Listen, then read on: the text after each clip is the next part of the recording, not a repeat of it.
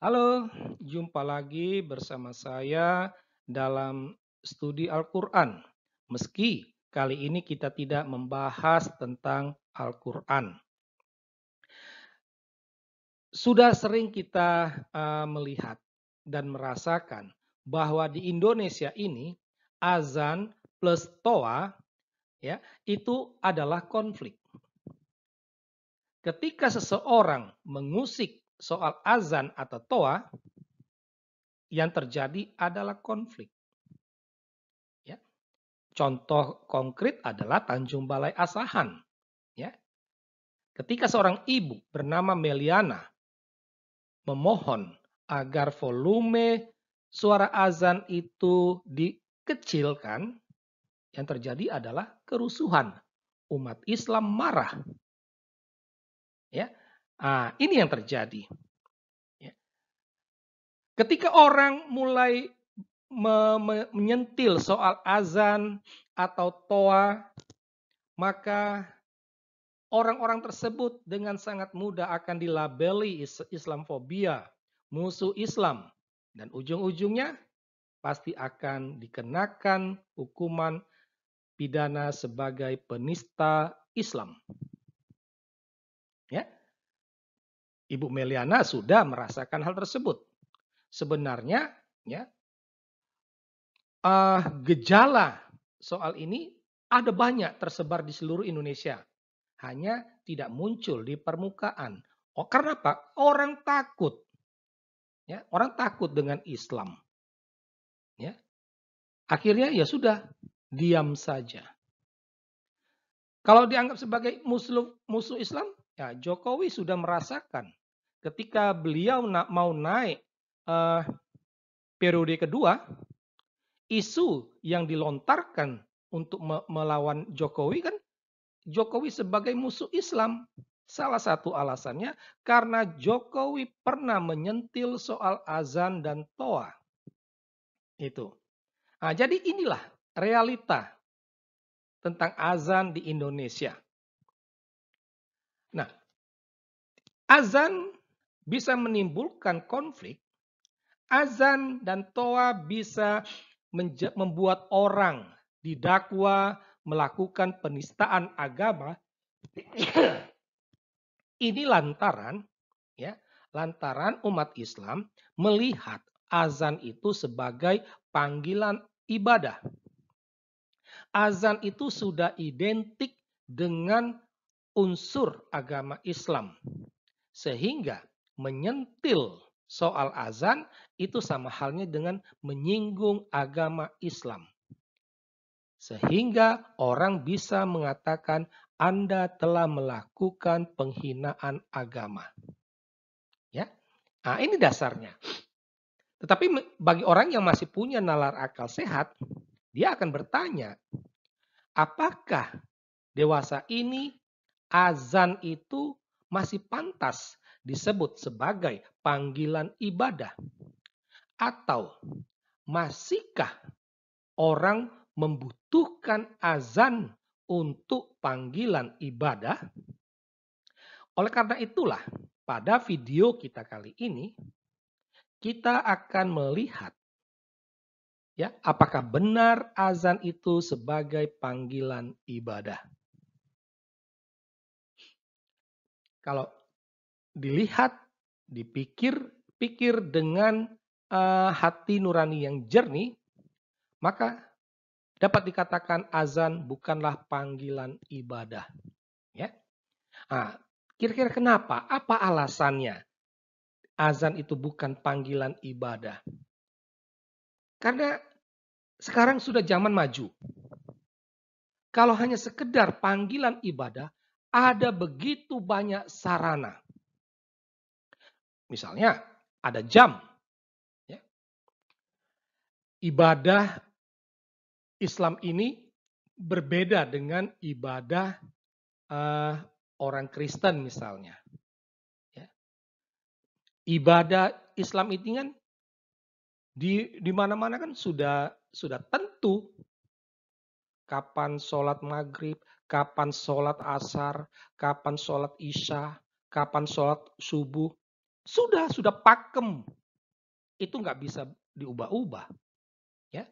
Jadi misalnya untuk di Kabupaten Lingga ini, ya sholat subuhnya jam sekian ya, semua jam sekian. Ya. Berbeda dengan orang Kristen. Ya.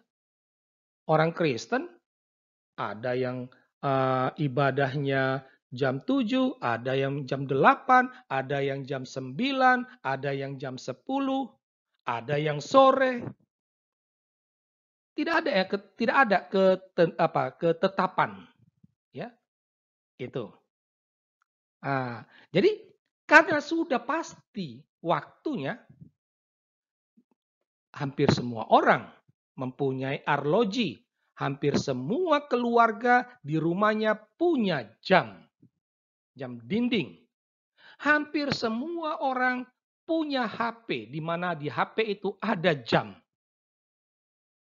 Sehingga sebenarnya tidak butuh lagi azan, kalau hanya sekedar untuk panggilan ibadah. Ya, itu. Sekarang sudah lebih canggih, ada zaman medsos. Ya. Kenapa tidak disetel di Androidmu itu? Supaya ketika jam sekian muncul suara azan untuk mengingatkan Anda saatnya sholat subuh. Saatnya sholat isya. Saatnya sholat asyar. Saatnya sholat maghrib. Ya. Ada zaman medsos sekarang. Itu. Kenapa tidak dimanfaatkan? Ya. Jadi sebenarnya untuk panggilan ibadah, azan itu tidak dibutuhkan lagi. Ya, sekarang zaman sudah modern. Intinya itu adalah pada panggilan ibadah, bukan pada suara azan.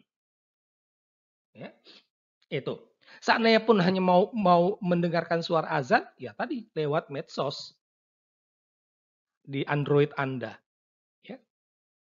Alasan yang ketiga, ya, kita lihat ada beberapa dalam satu radius sekian meter itu ada beberapa masjid dan saat mau sholat semua masjid itu keluarkan azan. Itu. Kalau hanya sekedar panggilan, ya panggilan ibadah, cukup satu masjid saja. Ya, cukup satu masjid saja yang mengeluarkan suara azan. Masjid-masjid yang sekitarnya lain tidak perlu. Karena apa? Karena satu masjid yang mengeluarkan suara azan itu bisa didengar oleh orang dalam radius sekian. Ya, daripada ada 5 masjid dalam satu radius sekian itu, 5-5-nya mengeluarkan suara azan sehingga bikin orang peka telinga. Ya. Jadi tampak jelas azan ini bukan lagi sebagai panggilan ibadah. Ya. Oleh karena itu kira-kira apa makna azan itu sekarang? Ya. Kalau saya mau melihat, kalau kita mau jujur, ya, kalau kita mau jujur, bertitik tolak dari alasan yang ketiga tadi, maka kita bisa katakan azan itu sebagai simbol kebisingan. Azan sebagai simbol terorisme. Azan sebagai simbol penjajahan. Ya. Orang merasa tertekan. Orang merasa dihantui oleh ketakutan. Dia merasa ini bising. Tetapi ketika dia mau protes, ketika dia mau minta supaya itu diapakan, dia diliputi oleh ketakutan. Makanya azan ini sekarang sudah menjadi simbol penjajahan, simbol terorisme, ya. Simbol kebisingan. Atau kalau menggunakan bahasa Yusuf Kala, azan itu suara azan dan toa itu menimbulkan polusi udara, polusi apa, polusi kebisingan lah gitu, ya. Nah, ini sebenarnya harus disadari, ya. Karena itu, karena kalau bukan mau menekankan kebisingan, ya itu tadi, dalam radius sekian meter itu ada beberapa masjid, ya cukup satu masjid saja yang mengeluarkan suara azan untuk panggilan ibadah. Masjid-masjid lain tidak perlu. Nah, ini ya. Jadi bisa kita katakan bahwa dengan azan ini terlihat umat Islam itu hidup di zaman modern dengan gaya hidup kuno. Atau bisa juga dikatakan tubuh di zaman kini, roh tertinggal di zaman lampau.